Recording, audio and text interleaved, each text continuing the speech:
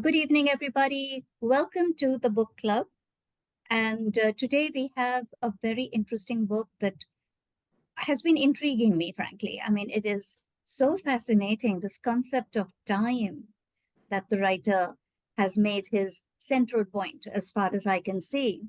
Now, we have Sheena Shahani here with us, who comes from the world of journalism and HR, has been many years in Dubai, but today is in Pune, and is going to tell us about the book.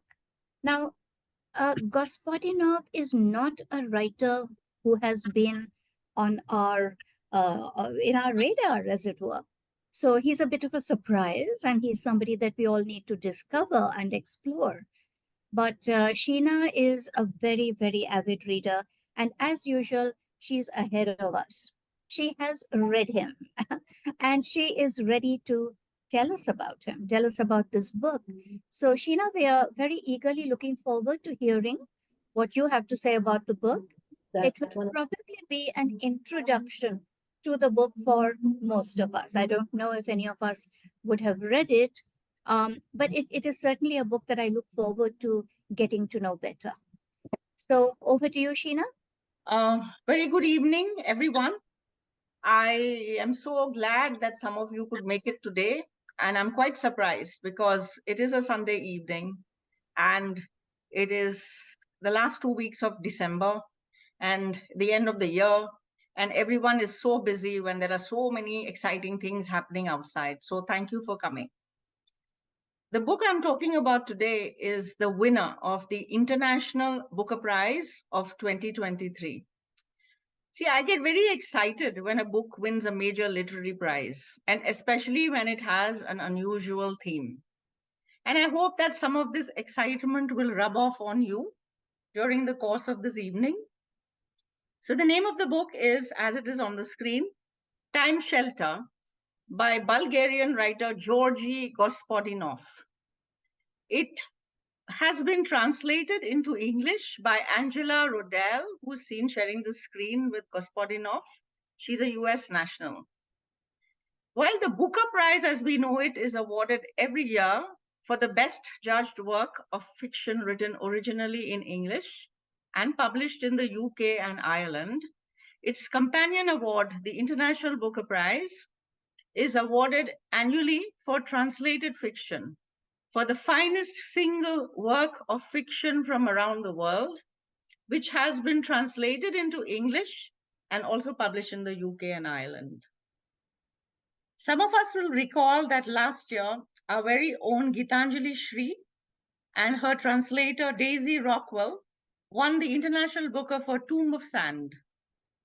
The International Prize celebrates not just foreign fiction, but also the vital work of translators to bring it to the global audience, with the 50,000 sterling pound prize money being divided equally between the author and the translator, each taking home a cool 25,000 pounds to start with.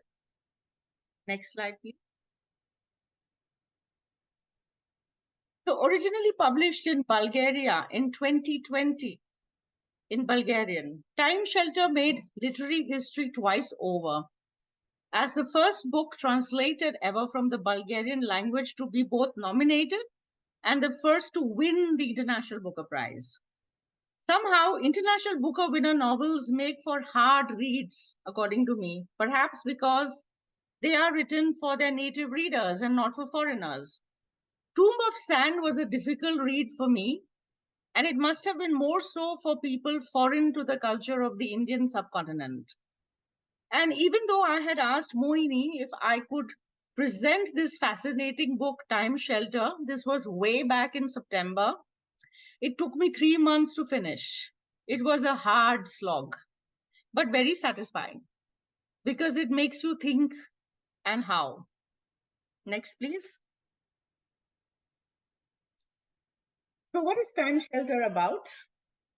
This time-bending, satirical novel that combines both utopia and dystopia is about time, of course, as the title suggests, as well as memory, morality, the perception of reality, and most importantly, underlining it, nostalgia.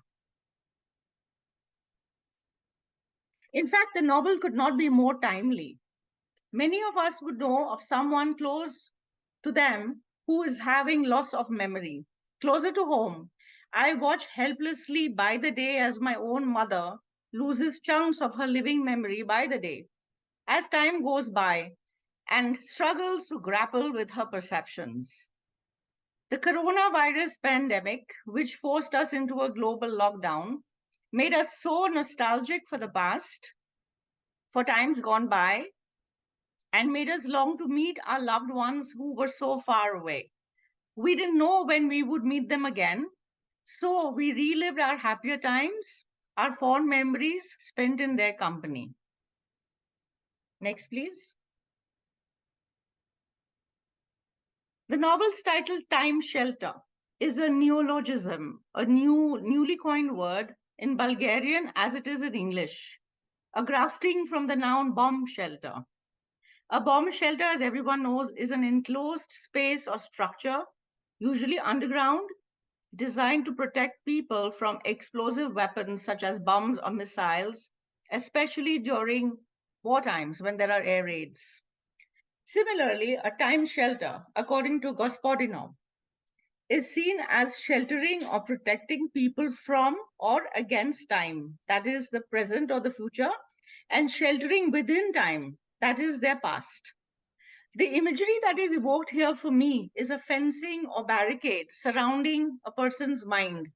Only particular memories stay in, and outside elements do not enter or invade. Next, please. So let me jump into the story. Our first person narrator, named only as GG, is a novelist. Note that these are also the initials of the author Geordi Gospodinov. The narrator GG is a great admirer of Virginia Woolf, Thomas Mann, T.S. Eliot, and W.H. Auden, and the book is peppered with references and quotes from their works. One September, this GG began to work on a new novel. Just as he was beginning to work on the project, he was at a seaside resort and he met and befriended a man named Gostin.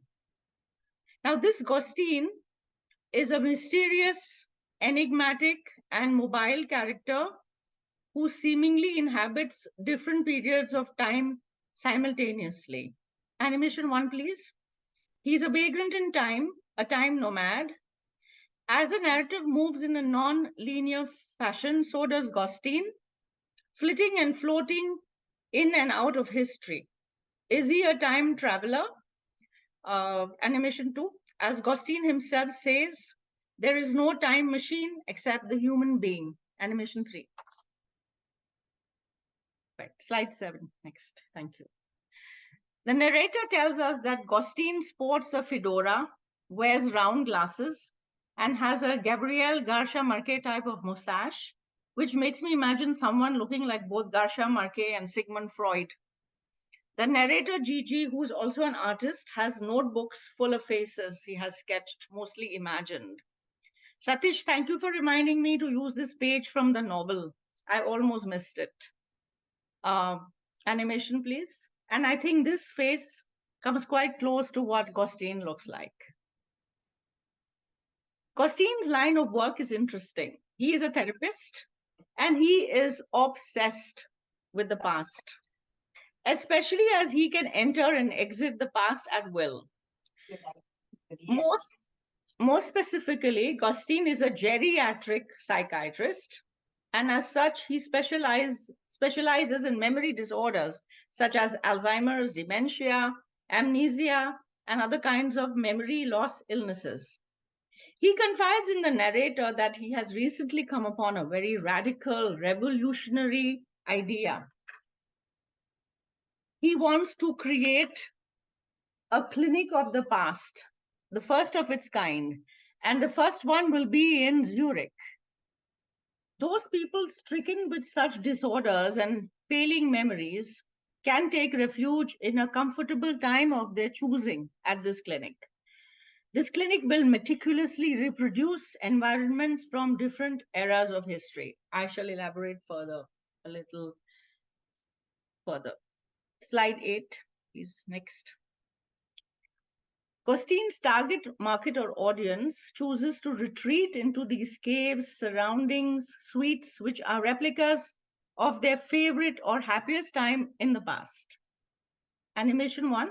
In this way, through the narrator and Gostine, Gospodinov explores what it's like to remember our past, perceive our presents, and imagine our futures. Next, please. So Gostin himself is very fond of the 1960s, especially the Beatles. And his office, where he consults, is decorated in 60s retro style with Beatles posters, mainly from the Sgt. Pepper album, as well as Volkswagen Beetle cars, taking up wall space. And this is how he got the idea for opening his clinic of the past.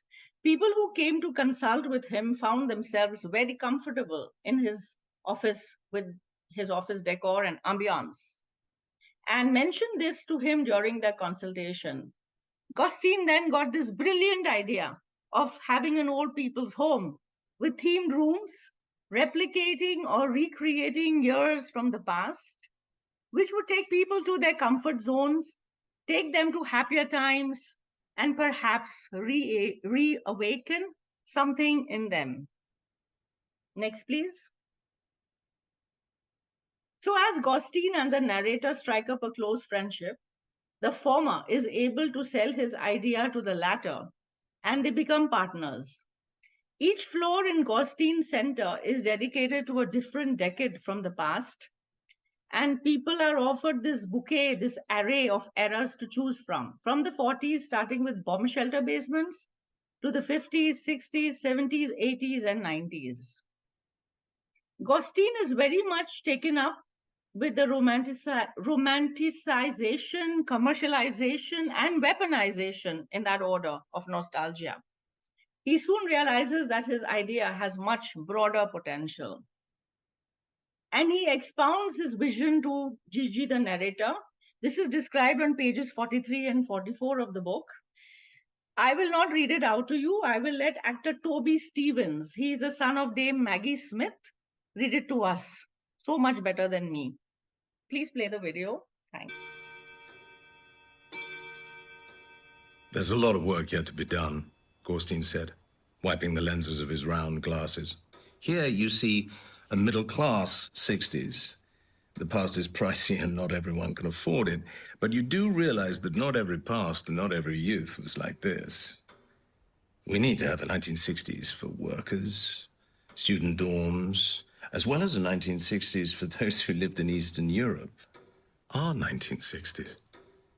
One day, when this business really takes off, Gorstein continued, we'll create these clinics and sanatoriums in various countries. The past is also a local thing. There'll be houses from various years everywhere, little neighborhoods. One day we'll even have small cities, maybe even a whole country, for patients with failing memories, Alzheimer's, dementia, whatever you want to call it. For all of those who already are living solely in the present of their past. And for us, he said, finally after a short pause, letting out a long stream of smoke. This sudden groundswell of people who have lost their memories today is no coincidence. They are here to tell us something. And believe me, one day, very soon, the majority of people will start returning to the past of their own accord. They'll start losing their memories willingly. The time is coming when more and more people will want to hide in the cave of the past, to turn back. And not for happy reasons, by the way. We need to be ready with the bomb shelter of the past. Call it the time shelter, if you will. That was wonderful. So that was Toby Stevens, son of Dame Maggie Smith. Some of you may recall him in Lagan. He was a bad guy. As we heard from Toby, Costin's ambition and greed grow manifold. And now he no longer wants to take his local concept all over Europe, to villages, to cities, to countries. He is no longer content with mere clinics of the past, housed in buildings offering floors and floors designed as nostalgic themed decades. The idea of reverting to one's past to a happier time is so tempting and enticing, and the results are so overwhelmingly successful that the pair start creating more rooms, more buildings, more clinics of the past in more cities and countries resembling different decades. So Gostin and Gigi decide to open more clinics of the past, and the narrator Gigi becomes Gostin's assistant and is tasked with collecting and procuring objects of the past, from 1960s furniture and 1940s shirt buttons to scents, cigarettes, chocolates, and newspapers, magazines, gadgets, to art, etc. So the narrator travels around Europe looking at museums, flea markets, antique bazaars, old houses, garage sales, auctions, etc., to acquire these artifacts, tchotchkes, and bric-a-bracs of the past. The narrator says, "It was the perfect job for me. It allowed me to travel, to wander around ostensibly, aimlessly, to write down even the most trivial of things. What more could I want? To gather up the bullet casings from 1942, to see what is left of that dilapidated yet still important 1968, referring to Prague Spring. Past eras are volatile. They evaporate with ease like an open bottle of perfume. But if you have the nose for it, you can always catch a whiff of their fragrance." A great deal of research was required, and the narrator, being a writer, was game for it. So now suddenly it seems that an Alzheimer's tsunami is engulfing Europe, and the need for these rooms of nostalgia gets greater and greater. Younger and younger people are having memory loss. Sooner or later, the rooms will be occupied. As the idea catches on, and as the rooms within the clinic become more convincing, and it's not just patients with failing memories, but an increasing number of healthy people start to seek refuge there, hoping to escape the horrors of modern life and the uncertainty of the future. For members of the general public, the latest fad is to check into these clinics as an insurance, to live as if the past were the present, a development that results in an unexpected conundrum when the past begins to invade the present. These healthy people, lured by this concept, find themselves wanting to check in into these clinics of the past in order to escape into the past. However, neither Gostin nor the narrator address the question of cost here. The rooms in the clinics, which have been reproduced painstakingly with so much effort and detail, couldn't have come cheap. But yet so many people seem to be able to afford them. And neither of them talk about the further aging of the inmates of these centers.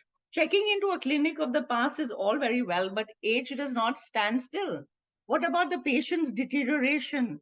I found these two flaws in the narrative, among others.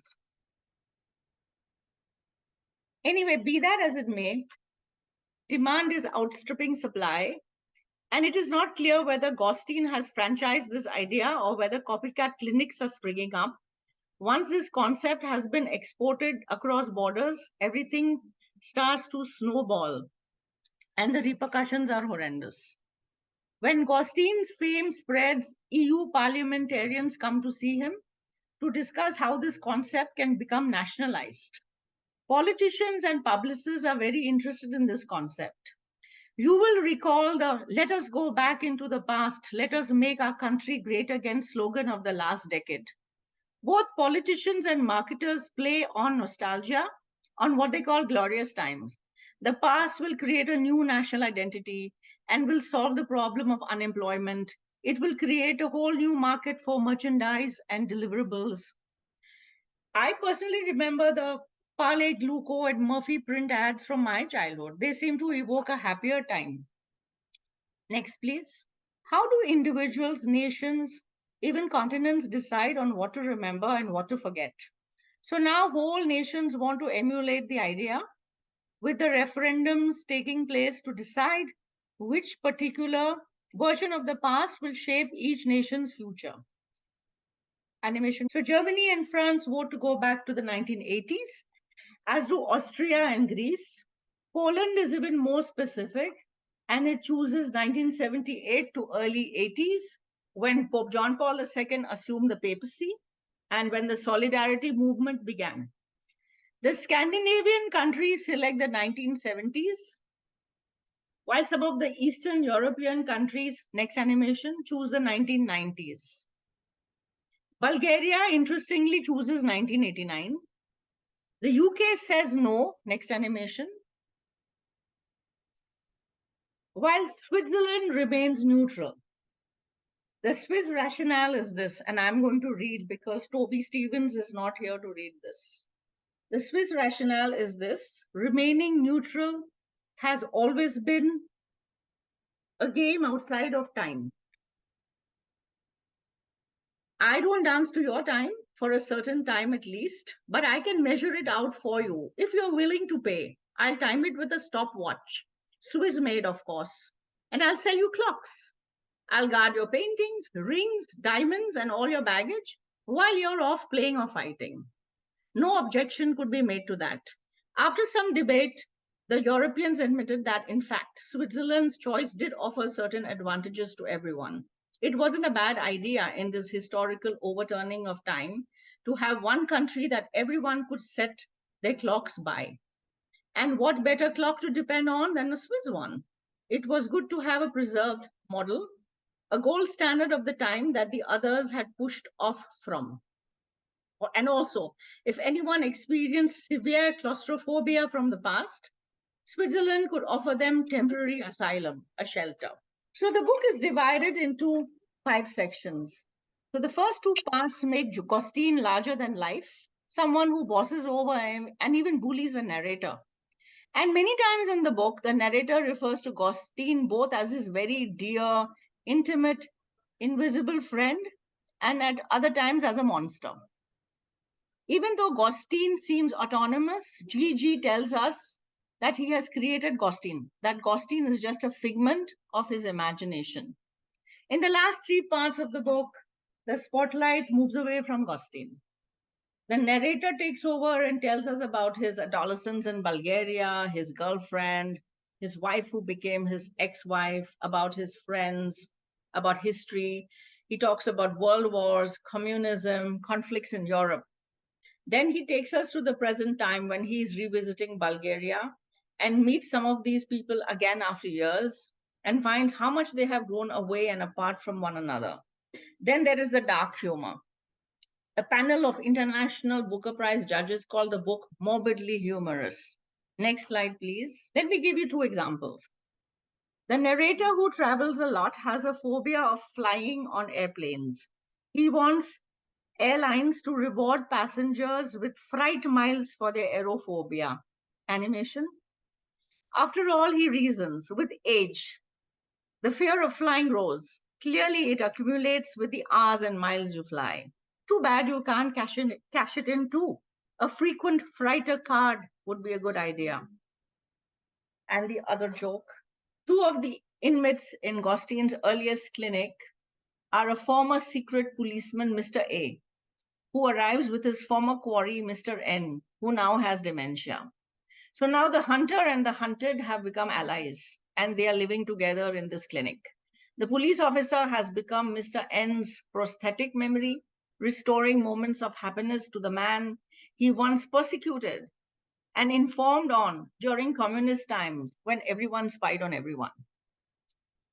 So while I found the book interesting, there were many parts that I struggled with, such as a one-sided chapter dedicated to euthanasia, and the whole part about the referendums taking place in various countries. I found it very disjointed and fragmentary. And later on, I read that this is Gospodinov's style. This is how he writes his books. Next slide, please. So following the referendum, Gigi returned to New York City, where he continued work on his novel. As I said in the beginning, he had started work on this novel 1 September. The longer he worked on the project, the more dislocated from reality he became, not unlike the ways in which the past spread into and consumed the present in Europe.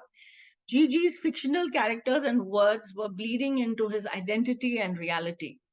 He spent all of his time working at the NY City Public Library, that is, studying and researching.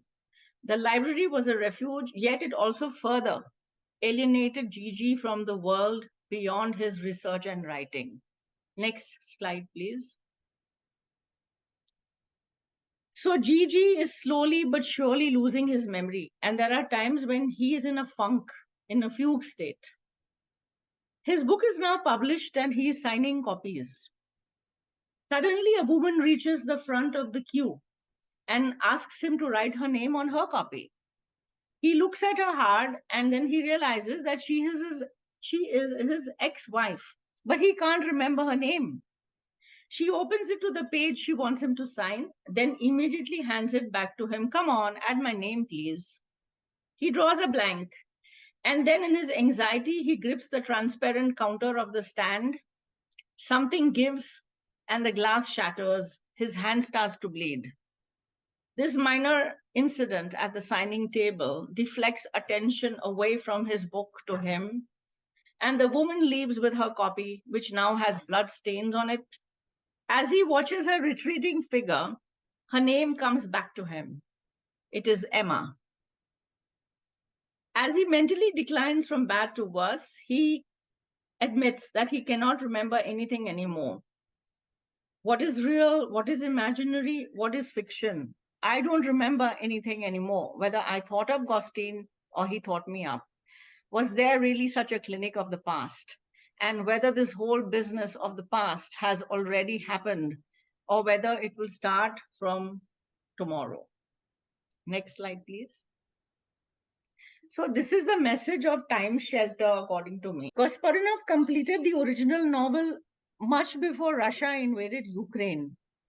It was published in 2020 in Bulgaria. And yet it offers timely warnings about the dangers of a reimagined history, especially how it can be used by politicians to promote their own ideas of national identity. This is what Putin is doing to Ukraine. This, I think, is the message of the novel. Next slide, please. It's not just Gostin who is a big fan of the Beatles, so is Geordi Gospodinov, our author. He has dedicated the book to his parents in the imprint line, which reads, "To my mother and father, who are still weeding the strawberry fields of childhood." Next slide, please. And in the acknowledgements, he thanks them again. He says, "Thank you to my parents for the patience and love with which they waited for this book and tolerated all my absences." So who is Georgi Gospodinov? Besides being a very good son, who is he? In addition to two well-reviewed previous books, Natural Novel and Physics of Sorrow, Gospodinov, who is 55 years old, is also the author of several books of essays, poetry, and short stories. His fiction often features fragmentary structures and uses elements of his own personal and family histories to explore lofty ideas about time. I would call him a Bulgarian national treasure. He is so famous in his home country that supposedly Bulgaria's culture minister once said that he would resign if Gospodinov told him to. Gospodinov lives in Sofia, is married with one daughter, and that's it. Thank you, Priyanka. I loved it. I love the way you have. I had tried to go through the book, but I wasn't able to keep up with it. You got the picture straight, and in fact, I look at it as our tomorrows, what we are thinking of our tomorrows and what is happening there. And I think it's a very crucial book around. You know, what has happened in the last decade or so is that now we have started thinking what our tomorrows are going to be, because there is no clear avenue that you go through. It was so all these years. Even in the 60s, there was something that you would move forward into. But here, today, we do not see that, and that's he also doesn't see, and that's why he's making things go round and away, an unreal but real kind of a picture. I think you presented it very well. You shortened the whole concept there, and I think I'll have to spend some time going through it. Thank you very much. Very nice. I enjoyed it. Very Yeah, good. Sheena, really beautiful. And, your graphics are always very stunning. Thank So you. they're very attractive. Um, oh, my goodness, what a book. I mean, it's fascinating, absolutely fascinating. Um, I mean, of course, there had to be this confusion, I think, about the narrator now no longer knowing whether this is past or present or did everything happen, because the concept is such that you cannot clarify, you cannot make any statement about it, which could be held as true. So tell me, what is the writing like? What is the style like? And how long is it? How many pages is the book? Okay, so it's about 300 pages. Okay. Yeah, it's a medium length book, but it's difficult to read. It's not long, but it's difficult to read. I don't know how it reads in Bulgarian because we have the translated version. It's translated well, I thought, but it took me a long time to get into it. I'll tell you why. Because it starts with the concept of the beginning of time by Usher, and I wrote this down, and I didn't know what that pairing that had. So he says October 22nd, 4004 BCE is the beginning of time. Okay. Saturday at 6 p.m., says Usher. Now, this does not agree with the biblical beginning of time, but this is what it says. And the end of time, according to Auden's poem, September 1, 1939, because that's when Germany attacked Poland. So for Europe, time ended then. So I was wondering what all this has got to do. And then he goes into the story after that. And then he goes from here to there, and World War I, World War II, assassination of Archduke Ferdinand. And then, but when you try to understand it and make sense of it, it's really, really nice. It's really deep. And does it have that kind of suspense that you want to turn the page and don't want to put it down and all that? In parts, yes, but as I said, parts of the book stretched, especially during the referendums, because he tells you why each country chose the decade that it did. A lot of explanation. And because, let's say, Germany chose the 1980s before the fall of the Berlin Wall. And so did France because of Chirac and Mitterrand and all those people. There was a romantic period there. And there is something of something like 1984. that. So every country had its own. UK refused to, have a into this at referendum all. because of Brexit. Yeah, and Switzerland remains neutral, right, in everything. So As I always. thought it was very satirically done. It is so. It is so. And he's talking about communism also somewhere there. The future is always certain. It's something like 1984. Future is always certain. It is the past which keeps on changing. Right now, also, what is happening in today's governance everywhere, that tomorrow they say, aha, अच्छा होने वाला, अच्छे दिन है. पिछले बहुत खराब थे, क्या थे? It keeps on, that will keep on changing and changing and changing. And this is not just India or anything, every country seems to be going through this thing. So I think you need to understand the book a little more deeper. It's like 1984. You have to understand what the tomorrows are going to be. Tomorrow is definite. It's going to be there. Sorry, I'm not a good dissect, but this is how I feel in the depth about this. That it's a tough thing what he's saying, and it's very difficult if you go further and further into it. It will give you sleepless nights. Sorry, guys, but this is Satish Kot is always good thinking about it. Alka, let's have your everybody, take. You are welcome to switch on your video screens, and when you want to speak, unmute yourselves. Alka, we'd like to see you all. Yeah. Hi. I unfortunately missed the first, I think, 10 minutes of it. So, but I kind of got the gist of it. So it seems a very interesting thing. I mean, I would like to read it, but getting a bit put off, Sheena, by saying it's a difficult read and I have to really work at it. So maybe, do you think it is worthwhile for me to work at it and buy the book and read it? Yes, because I definitely want to read it again. I feel I missed quite a bit. So I would like to definitely read it again. You can't dismiss it for sure. Okay, Yeah. so here, what I understood from what you said is that in this clinic, people go and kind of live or habitate the place where they are the most comfortable, right? So, which is usually in the past. So, is that something which most people do? Or, I mean, I prefer to look in the future. I always feel that there's something new and more exciting always coming around No, the corner. this is fiction, of course. But Yeah. what was most popular, the era, what I understood was the 50s. It was after the war. It was very popular with, with all those Hollywood and everybody. So But I a would lot have of Alka, thought, it was the but 50s. Alka, I would have, yeah. you're saying exactly what I'm saying. Future is always certain. That's what you feel. Acha din aane wala hai. It's a past that will keep on changing, and worldwide this has become the trend around here. Future is very good. Future is And I fine. think And also to me, yeah, sorry. You were saying about that people with dementia or Alzheimer, they prefer to go back to, because obviously they remember the past and they don't remember what is happening right now. But I think even sometimes as you grow older, at that time also you prefer to go back to places which are more familiar because maybe you feel Comfortable. that the future is Yes. not going to be as great as the past was. So maybe, yeah. And to simpler times, Yeah. simpler times.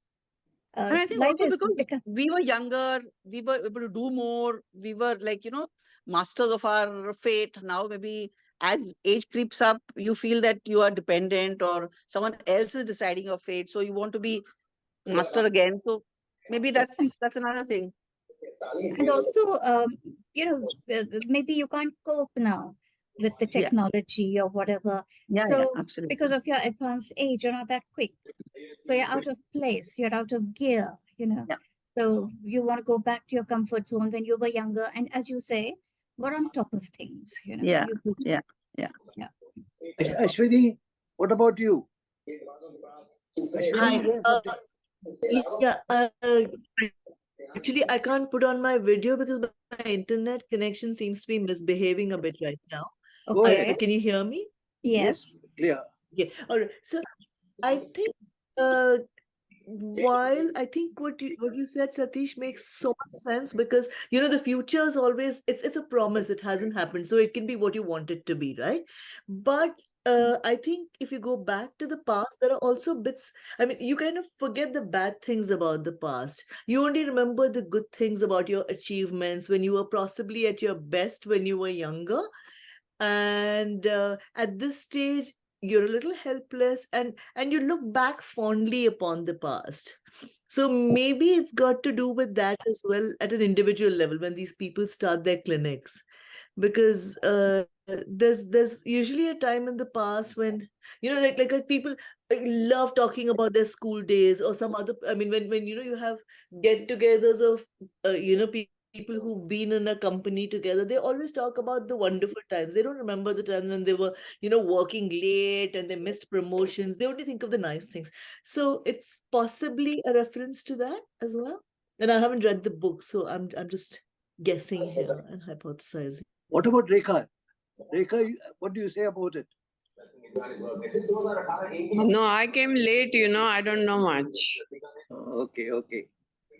Anyone else? But Vasudha? even this basic statement that, that Sheena made and that Satish has made about the past changing. I mean, I love the irony there because, hey, normally you would say the past has happened.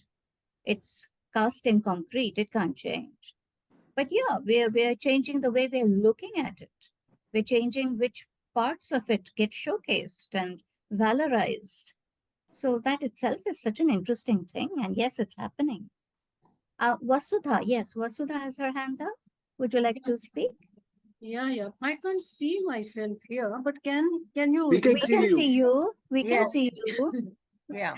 While I was listening to Sheena, I felt that when she says that the past takes over, more and more people want to visit the clinic and all. Oh, it caught my fancy. And then the digression began with politicians taking over. Is the novel like that? Or does it develop, that theme of past taking over the present? And this is, this goes contrary to what we have heard right now in this discussion. See, regardless of your age, past is something that attracts people, is what is said in the novel. And that is because it has happened. The present and the future, both are uncertain. Okay. So this ought to have been developed further, but then there are, it's, what shall I say, a strange amalgam, this novel. So many different threads have been brought together and much has been left to the readers. Make what sense you will of this whole thing. That is the... Well said, Vasudha. Each one will have a different reading into it. Because as I think about the book, I can see different parts of it. But like what you said, somewhere I was writing, nostalgia is not about what you had, but what the memory that you had. It's not really what you had, but what is the memory of it that you had. उस time में अच्छा भी हुआ था खराब, you may isolate some place and हाँ ये अच्छा था, you will remember that. That's how I looked at it. I think Kapila is there. Satish. Yes, who's next? Memories and what we cling to, but they are so unreliable also. We think they are, the real thing, but our memories also deceive us. Of course. Of course. That's why they say that you are looking through the rose-tinted spectacles of nostalgia. Yeah. Only see what you want to see. That's it. Good. Well and said. what you want to remember. Yeah. I mean, Kapila? Yeah, I just unstable wanted to memory. say that if it hadn't been for Shahani to present this, it would be very difficult for me to concentrate and keep ahead. It's a difficult book, very, very well presented with all those animations and bringing those points together, the countries and all. I think it was very fantastic presentation. The book is very, very difficult to present. Did you read it? No, I haven't read it. You started. And yeah, that's what I realized. But had it not been for you, I wouldn't even think of reading. Yeah, Because that was one thing. It's a very complex book, bringing in so many things, politics, past. Even sometimes I could relate it to personal life. The thing, that's what happens. Like at my age, I feel that it could be. I mean, all these conditions are very close for us to think of, and fear. So I think it's a very fantastic book from that point of view to read. That how well he has brought in so many complex things together, and had it not been for you, I think it would have been. I think you did a very, very good job. Thank you. Agreed. Agreed. I mean, full marks to you, Sheena, for your presentation. Very true. Very, and, very and the challenge always is to keep it short. Right? Yes, So, yes. Yeah. But I thought that Well, it you is managed it. essentially You a managed it beautifully. postmodernist novel. Sorry? I thought it is essentially a postmodernist novel. There is no structure. So Yes. many different things have been put together. And postmodernism says that's how the world is. So what's wrong if it gets reflected in fiction? But then I also recall Wilbur Smith, who has, so many bestsellers to his credit. So he avoids all these award-winning novels like Blink. They're so difficult. I don't understand. And what is more, they don't even make money. They don't sell. So why should I bother about them?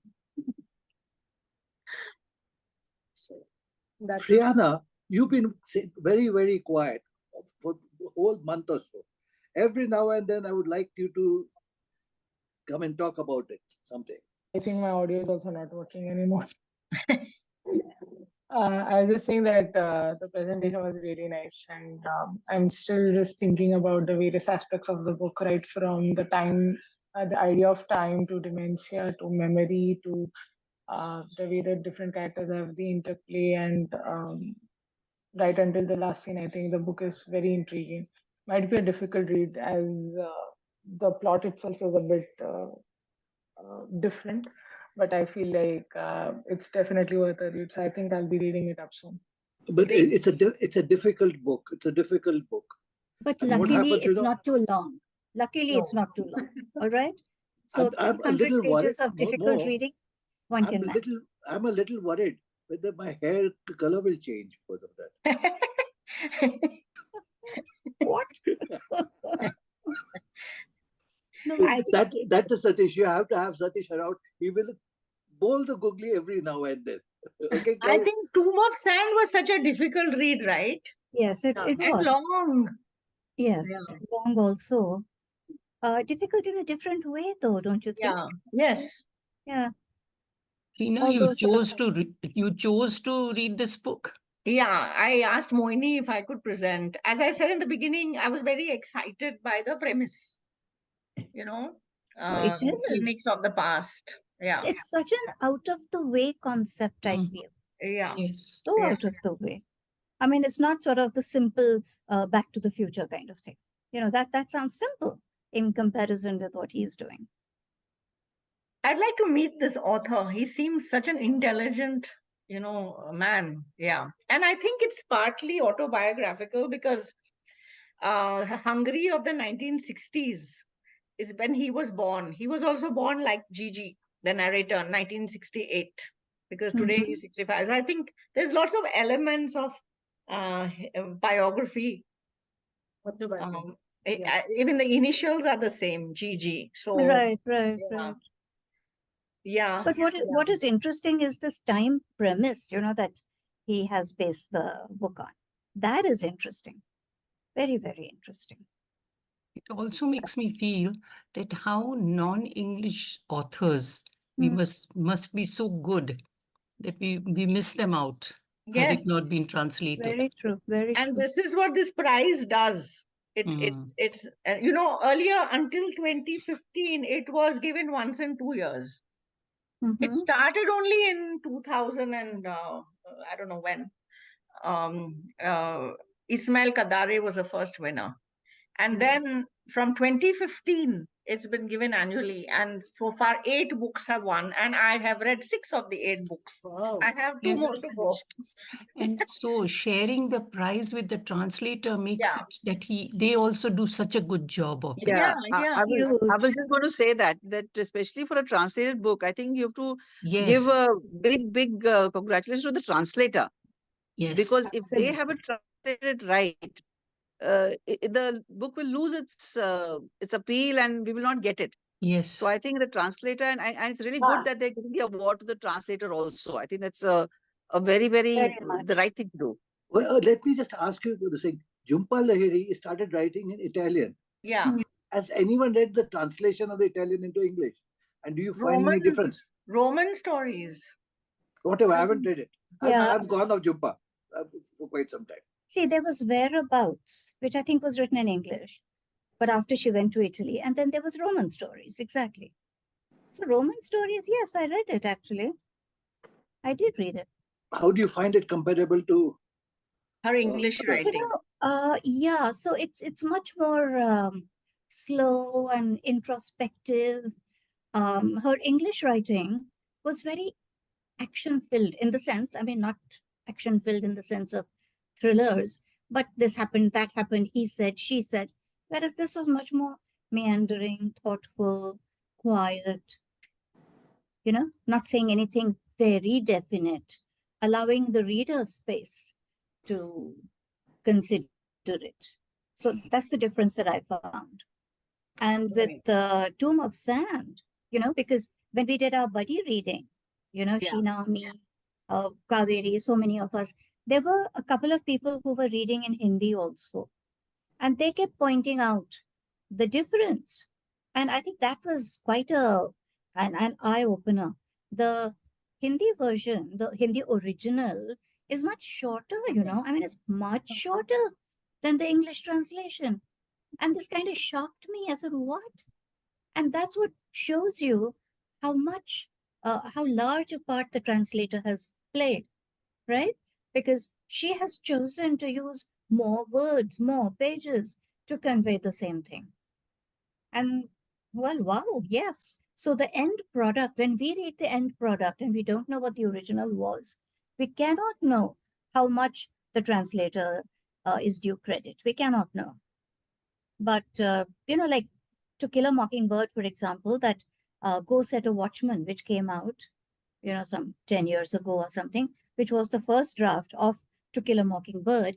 When you read that and you compare the two, you realize what a huge part the editor has played. What the writer had written and what the editor then helped the writer to create out of that original. Someone should write a book on that editor. I've forgotten the name. That she was below Lee? 5 feet. What was the name? No, Harper Lee is the writer. So she used to be.